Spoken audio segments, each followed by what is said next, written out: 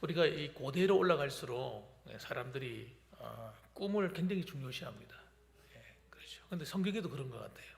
성경에도 보니까 꿈을 굉장히 중요시하고 신성시했던 것 같아요. 그리고 또 꿈을 해석하고 해몽하는 일을 굉장히 중요하게 여겼던 것 같습니다. 왜 그런가 하니까 성경이 그 당시에는 없었잖아요. 하나님 말씀이 기록된 말씀이 없었기 때문에 모든 하나님 말씀들은 다 구전되어 내려오는 것들이고, 또 실제로 하나님께서 꿈을 통해서 그분의 뜻을 계시하는 경우가 상당히 많았습니다.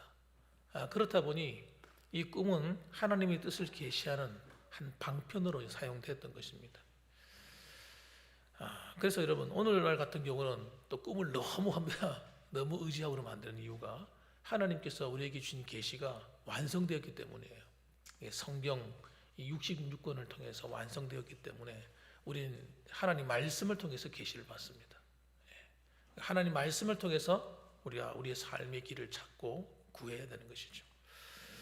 자, 어쨌든 여러분, 이제 하나님께서 요셉과 함께 하셔서 그를 드디어 이 애굽 왕과 만나는 그런 썸씽이 일어나기 시작했습니다. 하나님의 뜻이 나타나기 시작했단 말이에요.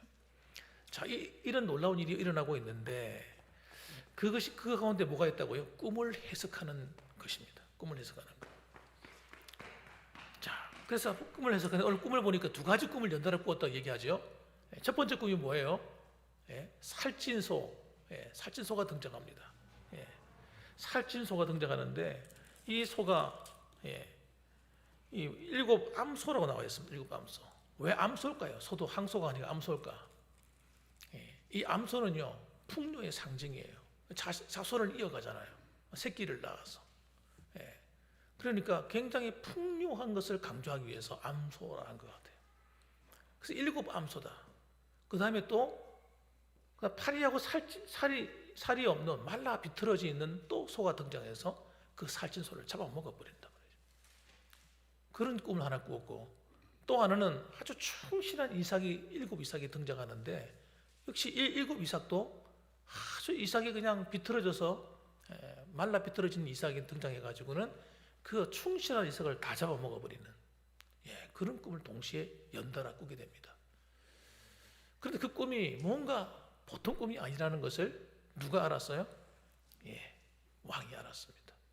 우리가 볼 때는 어떻게 해석해 볼 수 있을 것 같은데, 하나님이 사람의 이 영적인 눈을 어둡게 만들고 머리가 추측하지 못할 정도로 어리석게 만들어 버리면요, 사람이 아무리 하나님의 뜻을 찾고 싶어도 못 찾아요. 그러니까 이 애굽에 있는 많은 박수들, 그리고 점성술사들, 뭐 이런 게 많이 있었지 않겠습니까? 꿈을 해몽할 수 있는 능력 있는 난다 긴다 하는 자들이 있었을 텐데, 그들이 아무리 생각을 해봐도 무슨 뜻인지를 모르겠는 거예요. 또 해석을 해줘도 이 왕의 마음이 안 차는 거예요. 이건 아닌 것 같아. 속이 시원하지 않은 거죠. 그래 고민하고 있을 때에 드디어 이 요셉이 술 맡은 관원장에 의해서 소개로 인해서 감옥에서 나와서 드디어 왕 앞에 서서 그 해석하게 된 겁니다. 해석하는데 너무 간단한 해석이에요. 여러분 들어보셨다시피 너무너무 쉬운 해석인 거예요. 하나님이 해석해 주는 이 해석을 들으면요, 하나님은요 항상 그래요.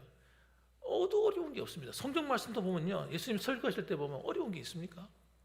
사실 어려운 게 없어요. 그런데 영적으로 눈이 감긴 사람들은 아무리 들어도 모르는 거예요. 이게 여러분 희한한 일입니다.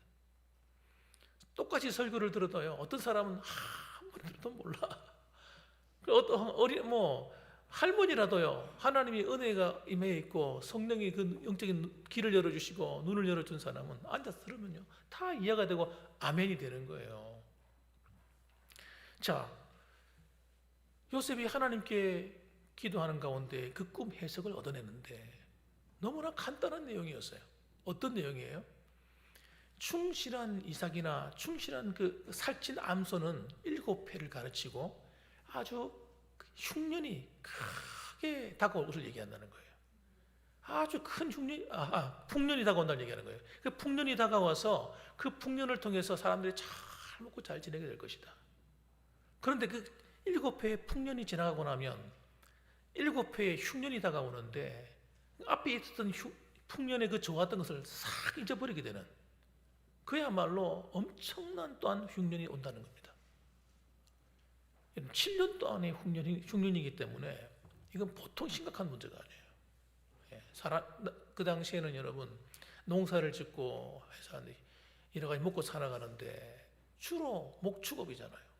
비가 와야 되고 풀이 자라야 먹고 사는 일이에요. 그런데 만일 비가 오지 않아서 흉년이 오게 되면 한 1년만 그렇게 해도요 얼마나 힘들겠어요. 그런데 2년, 3년 넘어가면요 정말 그동안에 쌓아놓았던 것 전부 다 날리게 되는 거예요. 먹었던 거 다 잊어버리고 되고요. 그냥 말로 전부 다 나라가 그냥 풍지박산 나는 거예요. 경제가 엉망이 되는 겁니다.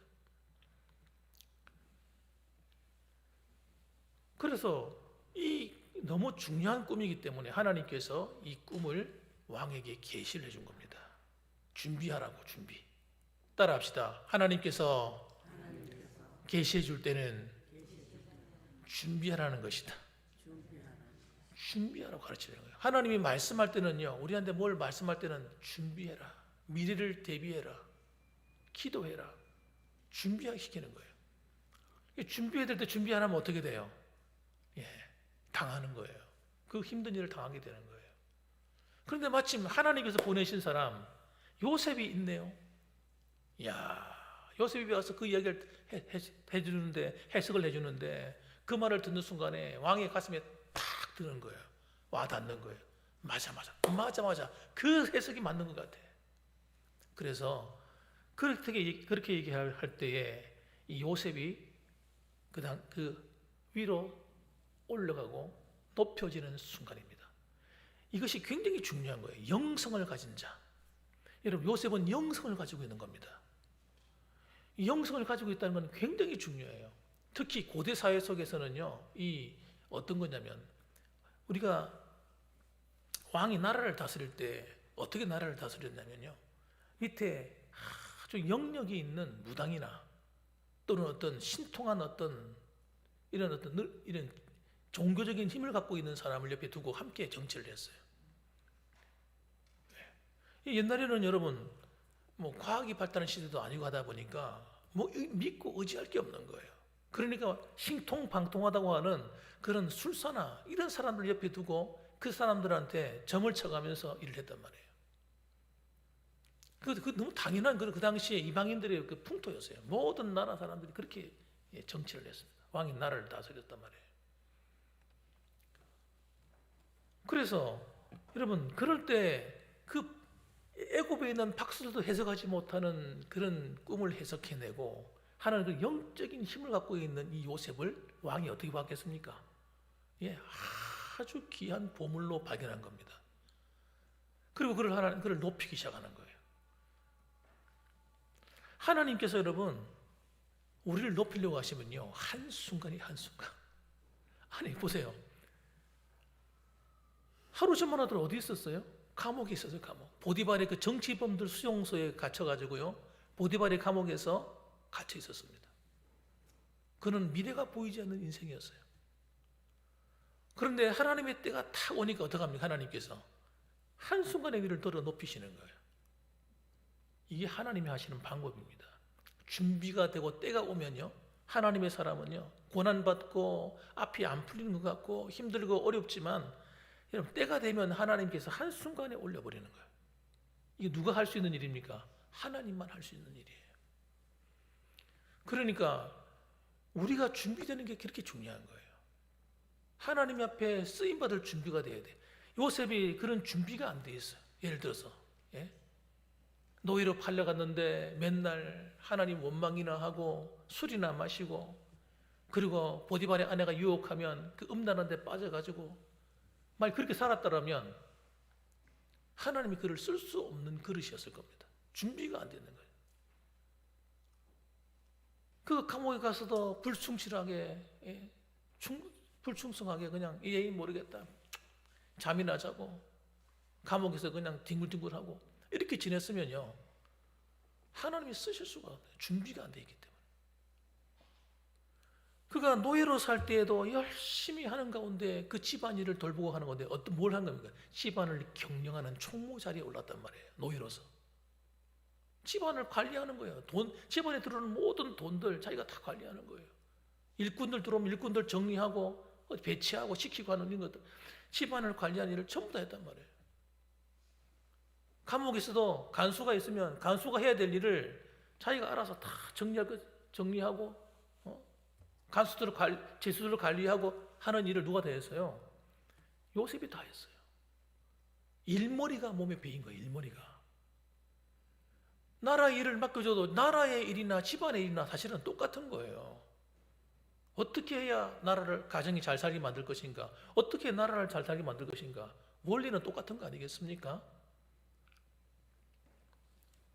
그래서 여러분, 요셉이 준비가 되도록 하나님께 사기 위해서 요셉이 알지 못하는 고난을 당해야 했던 겁니다. 우리들은 그런 걸 싫어하잖아요. 직장에 보내놓으면 직장에 가서 못 견디는 거예요, 사람이. 당해야 되는데 안 당하려고 하는 거예요. 부림도 받아봐야 되는 거예요. 일도 해봐야 되는 거예요. 예? 학생들이 학교에서 공부하라 하면 공부 제대로 안 하려고 그러거든요. 귀찮고 힘드니까. 리포트 내주면, 숙제 내주면 대학생들이 열심히 리포트 쓰고 준비해. 그게 여러분, 리포트 쓰는 이게 앞으로 장차 내가 나 자신을 개발하고 준비하는 훈련 받는 거예요. 그걸 다른 걸 다 뺏겨내고 이러면요, 자기 게 하나도 안 되잖아요. 책을 자기가 읽고 하는 가운데 그 책에 있는 지식이 내 것도 될 뿐만 아니라 정리가 되고, 또 이렇게 책을 읽고 요약하고 중요한 점을 끄집어내고 정리하는 이런 기술들이 앞으로 자기에게 어떤 일을 맡겨지면 그 일을 처리할 때 그게 전부 다 쓰이는 거예요. 다 쓰이는 거예요. 그런 걸 제대로 안 해보면요, 어떻게 되겠어요? 우리 어릴 때 숙제가 뭐였냐면요, 숙제가 무슨 그때 당시에 두꺼운 이런 전과 같은 게 있었어요. 전과. 그리고 3학년, 4학년, 5학년 전과가 있으면 숙제가 뭐냐, 문단 요약하는 거. 이런 걸 숙제를 내요, 선생님이. 얼마나 귀찮은지 몰라요. 그럼 제가 했잖아요. 성경을 묵상하면서 큐티하고 할 때 어릴 때 그 훈련받은 게 얼마나 도움되는지 모르는 거예요. 성경을 딱 보면서 중요한 요점을 착착착 찾아내잖아요. 이게 안 되면요, 어느 게 중요한 건지 어떤 것이 뭔지 문맥을 깨닫는 이런 머리가 안 돌아가는 거예요. 그때 숙제를 열심히 해냈거든요. 그런 것들이 여러분, 신앙생활 하는데 그렇게 도움이 되는지 몰랐어요. 목사가 돼서도 이렇게 도움이 되는지 몰랐다니까요. 논리적으로 착착착착 풀어가는 거. 그 목사님들 가운데도 설교할 때 논리가 없는 분들이 계시거든요. 논리가 없으면 어떻게 되냐면, 참 잘 들은 것 같은데 나중에 다 맞추거나 내가 무슨 말을 들었지? 이렇게 되는 거예요. 서론이 있고 본론이 있고 결론이 있고 이렇게 흘러가는 성경을 파악해 나가는 능력, 이런 것도 여러분 학교에서 다 배워 나오는 거예요. 학교에서. 귀찮다고 안 해. 안 하니까 여러분 준비가 안 돼서 하나님 쓸 수가 없는 사람이 되는 겁니다. 사랑하는 성도 여러분, 우리 봉안교회도 여러분 준비가 돼야 돼요. 하나님이 준비시키는 거예요. 무슨 준비를 시키겠습니까? 여러분, 우리 봉안교회가 과거의 역사를 가만히 돌이켜보면요, 우리 교회가 한 일이 굉장히 많습니다. 옛날에는 우리가 이 학교도 운영을 했었어요. 학교. 여러분들 기억하시는 분이 있는지 모르겠어요. 학교도 운영하기도 했고요. 우리 교회가 많은 교회를 내보냈습니다. 파송을 했습니다. 내리교회, 여러분 알지 못하는 이름 있는 교회도 많을 거예요. 그리고 가까운 교회는 또 가까운 교회도 삼령교회부터 시작해서 소보교회, 서경교회, 그 전에도 많은 일을 했어요. 오늘날도 여러분 우리 교회가 하나님 쓰시길 원하시는데 우리가 준비가 안 돼 있으면 쓰임 받을 수가 없는 거예요. 그래서 우리가 신앙생활도 여러분 다른 교회 성도들보다 나아야 되는 거예요. 그래야 하나님 쓰시지. 그래서 저는 제 소원이 뭐냐면, 우리 봉안교회가 우리 군위 지역의 어머니 교회다. 그렇습니까? 안 그렇습니까? 예, 어머니 교회잖아요. 제일 처음에 생긴 교회예요. 이 의미가 굉장히 있는 거예요. 앞으로도 과거에도 그렇게 했습니다만은 지금 앞으로도 우리가 교회가 그런 위치에 서야 되는 거죠. 잊혀져가는 교회, 사라져가는 교회, 나중엔 교회가 어디 갔지? 이렇게 되면 안 되는 거잖아요. 따라합시다. 우리 봉황교회가 군위의 어머니 교회 역할을 감당하자. 그래서 여러분 그렇게 하려면 우리가 준비도 되고 마음도 넓어져 있어야 돼요. 마음이 좀 이만하면 안 되는 거예요. 이만하면 종지 그릇만 하면 안 되는 거예요. 그릇이 이만큼 넓어야 돼. 넓어서 이 교회 저 교회 다 품에 안을 수 있어야 됩니다. 우리 군인을 전부 다 가슴에 품에 안아야 돼요. 저는요 우리 군인을 품에 안고 우리 나라를 품에 안고 세계를 품에 안는 교회. 할렐루야. 예. 그러면요 생각만 해도 마음이 기쁘잖아요. 예. 그렇게 마음부터 준비가 되면 하나님께서 그냥 부어주실 수 있는 준비가 되잖아요. 그릇이 준비되니까. 요셉이 준비된 것처럼 우리 봉황교회도 점점점 준비가 되면요 여러분의 기도도 넓어지잖아요. 기도해놓은 걸 누가 얻어먹습니까? 여러분이 하나님 앞에 다 하나님 앞에 가면요 하나님 앞에 여러분이 수고한 기도의 눈물, 수고한 것들 다 하나님 기뻐해서 상으로 주시지만 남아있는 이 세대가 또 다른 세대들이 그 복을 받는 겁니다. 그 은혜를 누리게 되는 겁니다. 저는 꿈을 꾸는 거예요. 지금 현재는 아이들이 몇 명 안 나오지만 하나님 이 우리 봉황교회 아이들이 막 모여들고 뛰어노는 모습 하나님 보게 하여 주시옵소서. 청년들이 모여서 하나님께 예배하고 찬송하는 모습 보게 하여 주시옵소서. 세상에 뭐 아이가 없고 뭐가 안 되고 그거는 사람들이 하는 말이고 인간적인 논리는 그렇다 할지라도 하나님이 하시고자 하시면 하나님은 얼마든지 하신다고 저는 믿는 거예요. 하나님이 마치 광야에서도 고기를 먹을 수 없어서 그 불평하고 있는 그들에게 하나님이 어떻게 합니까? 갑자기 동풍이 불어오더니 바람이 막 불더니 갑자기 메추라기 떼가 그냥 그 바람을 타고 막 몰려오는 거예요. 그 지변에 갖다 하나님 퍼부어버렸어요. 하나님이 하시고자 하시면요 광야에서도 고기를 먹게 되는 거예요. 그 믿음이 얼마나 필요합니까? 하나님의 사람들은요 이 현실만 바라보고 사는 사람들이 아니라 꿈을 가지고 여러분 믿음을 가지고 사는 사람들이 되어야 될 줄 믿으시기 바랍니다. 그 하나님 우리 믿음을 쓰시는 거예요. 믿음을. 그래야 하나님이 기뻐하시는 거예요. 이 악한 세대 가운데 빛들로 나타나서 하나님의 뜻을 이루는 거룩한 교회가 되기를 주님의 이름으로 축원합니다. 그 다음에 여러분 두 번째로는 하나님께서 이 세계를 다스리고 있다는 거예요. 이 세계가 그냥 저절로 돌아가는 것처럼 보이죠. 악한 자들이 막 나타나고 막 이런 앞장서가지고 자기 마음대로 하는 것처럼 보이죠. 천만의 말씀이에요. 그게 우리가 속는 겁니다. 속으니까 흥분하는 거예요. 흥분하지 마십시오.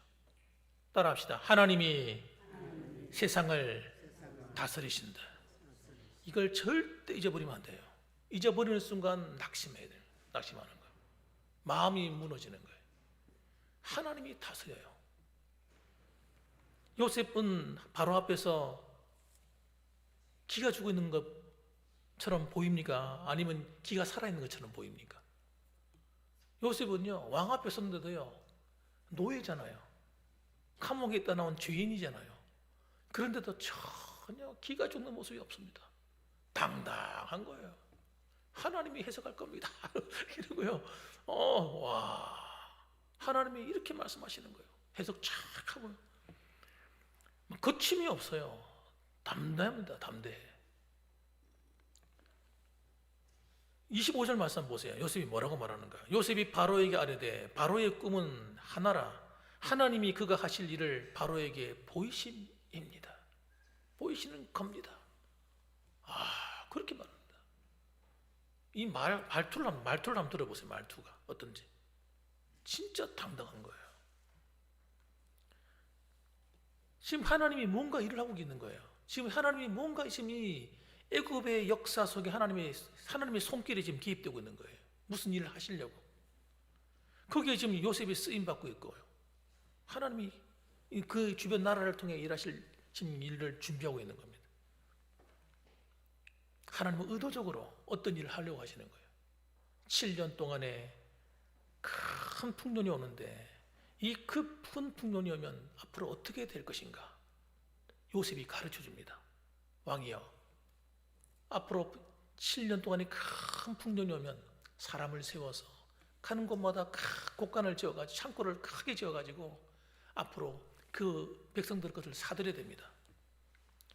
그들이 먹고 마시고 할 수 있는 것을 놔두고 그들이 그것을 사들여가지고 창고에다 다 지어서 보관해야 됩니다. 앞으로 7년의 큰 흉년이 오기 때문에 그때를 대비해야 됩니다 하면서 쫙 설명을 합니다. 이걸 뭐 여러분 보세요. 이걸 갖다가 영부회가 와가지고 말하는 게 아닙니다. 그냥 그가 평소에 몸에 익어있던 것이 나타나는 거예요. 앞으로 어떻게 하면 될 것인가 설명을 쭉 브리핑을 하는 거예요. 이걸 위해서 준비한 것도 아닙니다, 여러분. 그 지혜로운 자를 택해가지고 이 일을 위해서 나라를 섬길 수 있도록 각 나라 성마다 감독관을 다 세우고 이미 벌써 어떻게 될지가 머리가 돌아가는 거예요. 일머리가 막 돌아가기 시작하는 거예요. 일머리가 평소에 해봐서 아는 거예요. 해봐서 준비가 되어 있는 겁니다, 요셉이. 그래서 흉년을 극복할 수 있는 플랜을 쫙 이야기하는데 이 왕의 마음이 어떻겠습니까? 이 일에 가장 합한 지혜로운 사람이 누굴까 생각하는데 왕의 마음에 누가 생각나겠어요? 이 꿈을 해석하는 영역을 갖고 있는 자, 영역도 있을 뿐만 아니라 또 지혜로운 자가 너보다 더 나은 사람이 어디 있냐? 요셉아, 네가 이 일을 해라. 내가 너에게 총리의 직분을 주리라. 그 너 나라의 살림을 담당하는 왕다움 가는 권세를 갖다가 요셉에게 주어버립니다. 그런데 이 일을 감당하게 하는데 하나님께서 왜 흉년을 보내시는가? 이 흉년을 통해서 어떤 일이 일어나는가 두고 보시면 이렇게 됩니다. 주변 나라에 흉년이 오기 시작하면서 그리고 애굽에 있는 모든 그 사람들에게 곡식을 다 사들여 가지고 저장함으로써 나중에 어떤 일이 벌어지냐면 이 왕조가 힉소스 왕조라는 왕조거든요. 이 힉소스 왕조인데 이 힉소스란 말이 뭐냐면 이방인이라는 뜻입니다. 이방인 왕조인 거예요. 혈통이 셈족 계열입니다. 셈족 계열이에요. 그리고 원래는 지금 이 이집트는 함의 계열이잖아요. 함의 계열이거든요. 그래서 서로가 다른 종족입니다. 다른 종족인데 이 셈족에 의해서 장악을 당한 거예요, 그 당시에. 그러니까 이 이집트에서 애굽에서 일을 하는 제대로 나라를 다스리려고 하니까 뭐가 필요하겠습니까? 왕권이 반드시 강화돼야 됩니다. 왕권이 약하면요 나라가 개판되는 거예요. 그런데 그 왕권을 갖다가 어떻게 모아줍니다, 요셉이. 그래서 그들이 가지고 있는 땅을 다 사들이고 해가지고요 나라가 강력한 실권을 갖도록 만들어져 버립니다. 그 역할을 누가 하냐? 요셉이 해요. 그리고 그 주변에 있는 나라들이 어려운 가운데 있을 때에 하나님 요셉을 70명의 가족이 있는데 그 70명의 가족을 데리고 들어와서 가장 살기 좋은 곳에 집어넣습니다. 하나님이 뜻이 있는 거예요.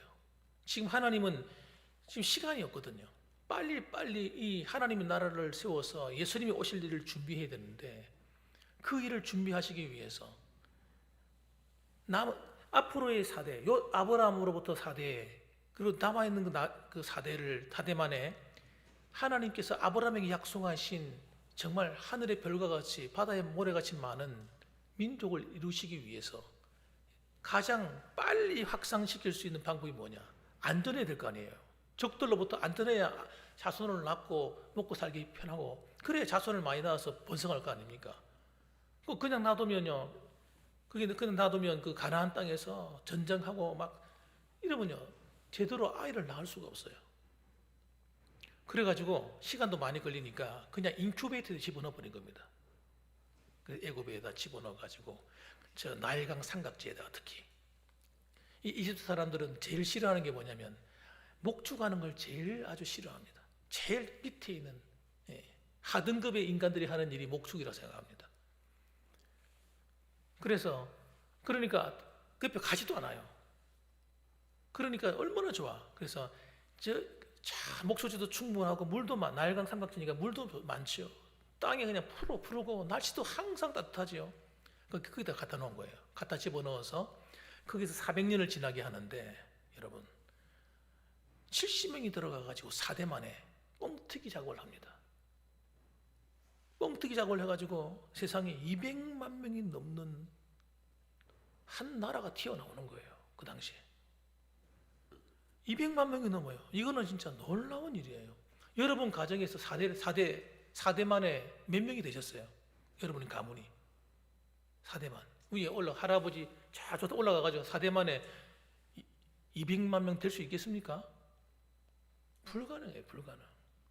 아브람 다음에 누구예요?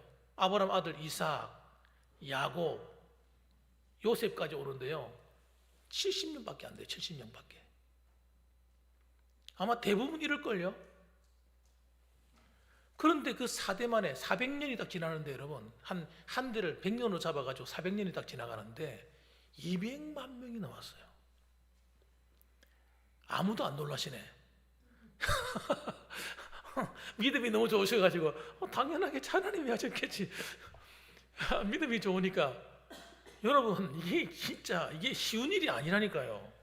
쉬운 일이 아니라니까. 400년 만에 여러분 200만 명이 될 수가 없어요.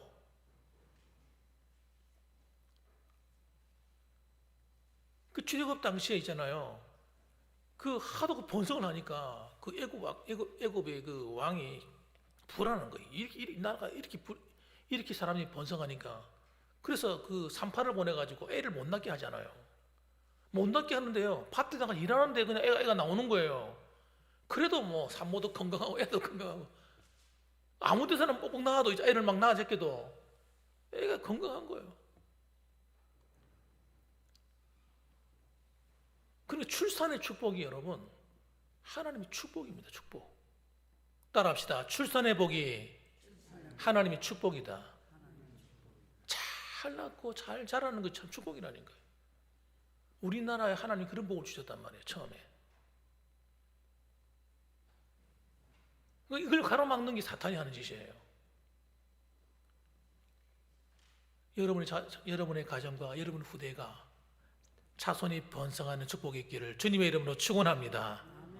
예, 아무렇게나 나도 뭐 아이들이 알아서 잘 크고 부모가 공부를 가르쳐서 막 안 해도 아이들이 알아서 공부하고 자기가 살아남기 위해서 열심히 하는 거예요. 그러니까 그 안에 훌륭한 인물들이 나오는 겁니다. 모세도 나오고 나오는 거예요. 하나님 쓰실 사람들이. 갈렙도 나오고 여호수아도 나오는 거예요. 하나님이 나라를 이루시기 위해서 예수님이 오실 그 길을 준비하기 위해서 하나님께 굉장히 빨리빨리 일하신 겁니다. 우리가 볼 때는 아이고 시간이 왜 더디 걸리나? 더디 걸린 게 아닙니다.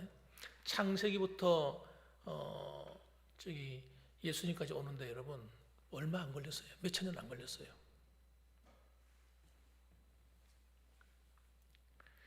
자, 그래서 더 중요한 놀라운 사실은 뭐냐면 하나님께서 요셉을 통해서 이스라엘 백성들을 그곳에 집어넣기 위해서 준비하신 게 뭐냐면 바로 아까 전에 말씀드린 것처럼 힉소스 왕조를 준비한 겁니다. 이방인 왕조를 준비한 거예요. 만일에 이방인 왕조를 준비 안 했으면 요셉이 총리까지 올라갈 수 있었겠습니까? 제가 볼 때는 불가능이다. 불가능. 이거는 여러분 자기 민족이 아니고 자기 동포가 아닌 사람들에게 여러분 그 나라의 총리를 맡기겠습니까? 왕다음 가는 권세를 맡기고 주겠습니까, 여러분? 안 주지요. 안 주지요. 여러분, 그 나라마다 민족의 정서가 있고요. 민족주의 성향이 굉장히 강합니다. 그런데 다른 나라에서도 온 떠돌이, 노예로 팔려온 자, 그것도 함족도 아니고 셈족인 자, 노예로 종살이하던 자, 성폭행범으로 감옥에 갇혀있던 자, 뭘 믿고 그 사람한테 맡깁니까, 여러분? 예, 하나님께서 이 힉소스 왕조를 일으켜서 이미 하나님이 준비를 다 해놓으신 거예요. 이스라엘을 하나님 번성케 하기 위해서, 나라를 세우기 위해서 하나님의 계획입니다. 하나님의 계획. 그래서 하나님께서 그냥 이방인의 함족의 어떤 다른 계열이 와서 그 나라를 장악한 것이 아니라 희한하게도 셈족 계열이 들어와 가지고 그 나라를, 이집트를, 왕권을 장악한 거예요. 그럼 같은 셈족이라, 히브리인하고 같은 셈족이니까 어떻게 해요?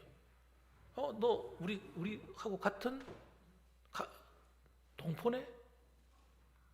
그러니까 왕도 안심하고 있잖아요. 쓰는 거예요. 이게 여러분 기가 막히지 않습니까, 여러분? 너무나 기가 막힌 하나님의 섭리입니다. 하나님이 준비하시는 일은 이런 겁니다, 여러분. 하나님의 섭리가 있어요.